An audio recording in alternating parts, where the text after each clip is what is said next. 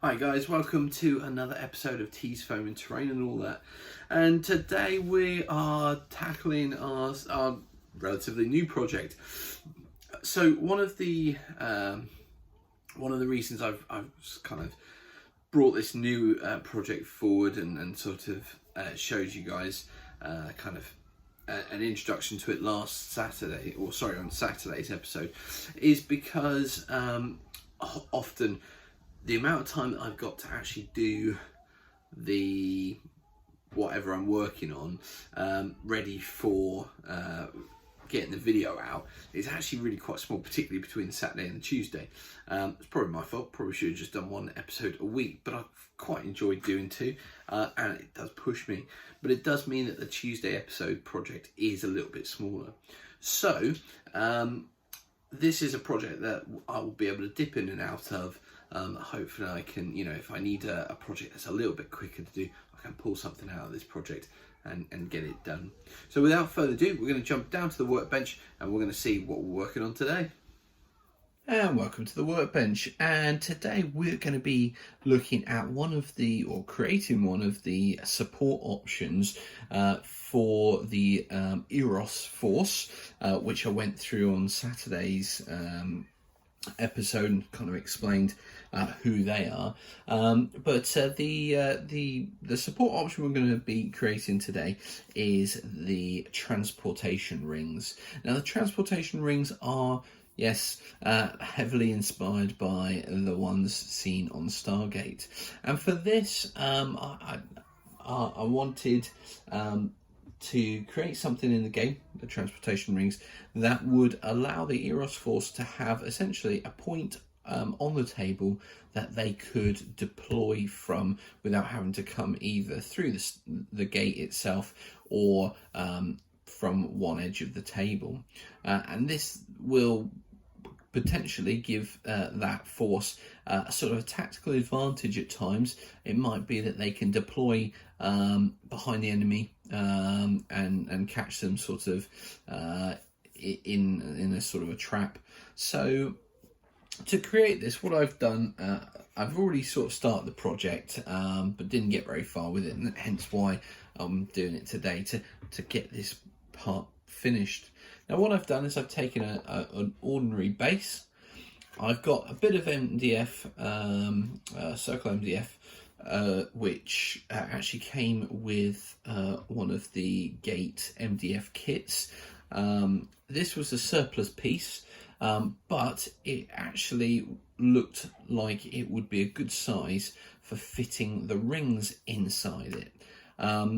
Now, the rings themselves, I ordered these from a chap on eBay who was doing 3D printed items for Stargate.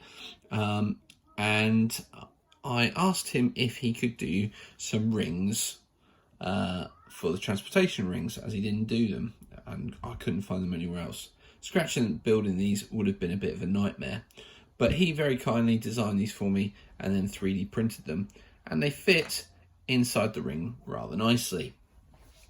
Now, if you've seen the TV series Stargate SG-1, often these transportation rings spring up from the ground, and it's like a sort of ring shape gap opens up in the ground, and these rings come up through it, and there is sort of the ground in the middle of the ring is left, because that's where the travellers that are being transported will land.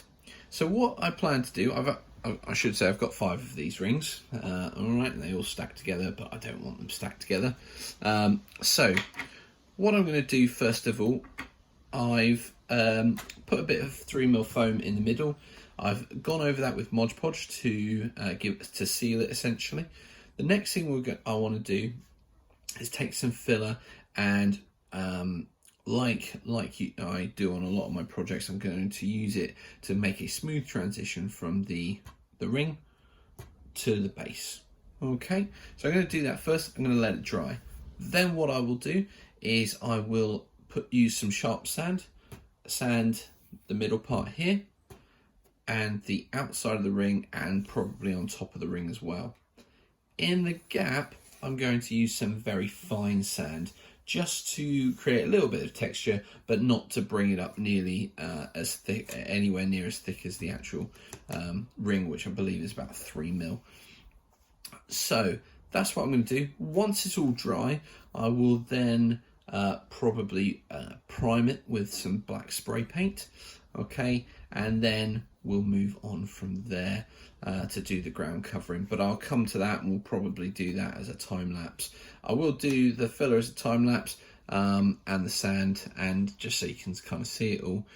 Before we go any further, I will say I have already primed these rings and painted them, and I may well add a little bit. I might come back and do a bit of a dry brush, but I think generally speaking they're not too bad, so we'll look at that once I've got this base sorted, because I've got some cool things to do with the rings. Anyway, without further ado, let's crack on and get this filler down.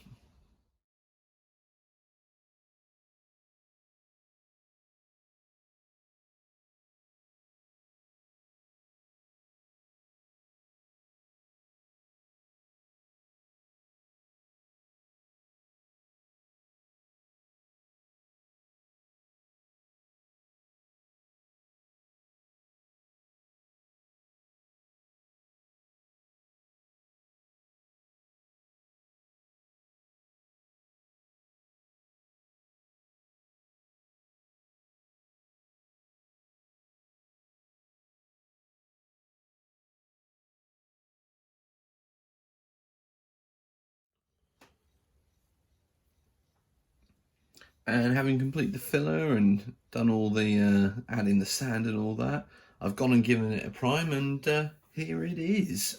It's looking really good, I think, just how I want it. Obviously, it's not finished yet though. So next steps to do, well, I'm going to basically paint the ground cover, give it a dry brush so that the base is done. So far, when I've been doing figures and terrain for my gate travelers, I haven't put any scatter or anything like that down, so they're just bare bases but painted bases.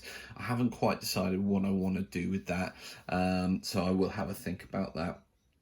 But for the ground covering, I'm going to basically be using my ordinary chocolate brown, which I've used on quite a few projects.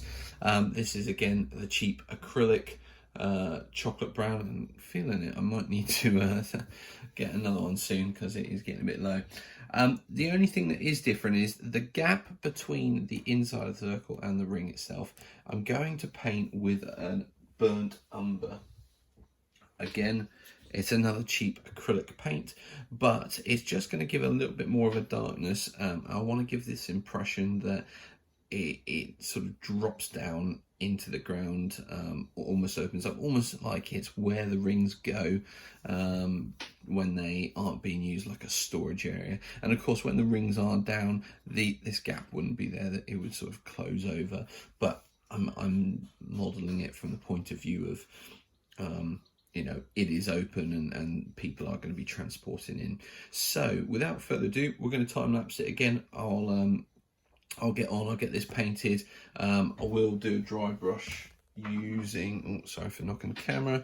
I will use a GW Terminator Stone dry brush for dry brushing the whole thing. So let's go do that, and we'll be back to look at what we're going to do with the rings after that.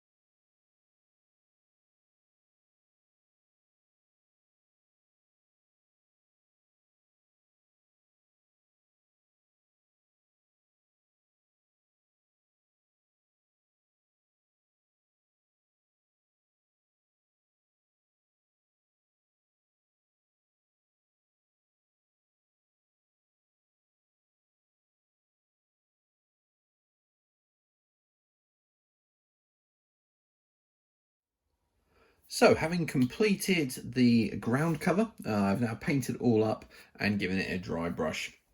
And I think it's looking really good. As I said, I did the ring itself in a burnt umber, and it sort of gives that sort of darker depth look to it. Probably maybe a bit more on camera than it does in reality, to be quite honest. But nonetheless, I think it's looking really good. So the next part of the project will be to deal with the rings. Now, I've got the group of rings here, the 5 of them. And as you can tell, they will sit in like so. But what I want to try to do is to increase the gap between the rings. And to do so, what I've done is I bought some acrylic rod. It's clear acrylic rod. And my plan is to cut this into 4mm pieces, like so. Oh, it doesn't roll off. Okay, and what I'm going to do is I think I'm going to put about 3 of them on each level, and they're going to sit in between the raised sections, and I will put one there and then probably one over here, and then stack the next one on top. And what that will do is leave a nice little gap that then I can't really, anyway, it's going to leave a gap, and hopefully that will do the job quite nicely. I will probably position them around the ring, so the first one will be there, there and there, the next one might be there, there and there, so that as you go up the rings, they're not all in a straight line with each other, and hopefully that will give a bit of stability. And I will be probably super gluing these together so that the rings will be attached to each other, so that they don't come apart like so, but they will be a single unit that I can just put in place, and when I need to, take it off. So without further ado, I'm going to get my mitre block and my razor saw, and I'm going to start cutting these acrylic bits into these. I think they're 4mm. Let's just double check that. No, they're not. I was wrong. They are about 8mm. So yeah, 8mm pieces. And hopefully I've got enough, and yeah, I'll get these all stuck together, and then we'll come back for the final presentation of the project. So back in a moment.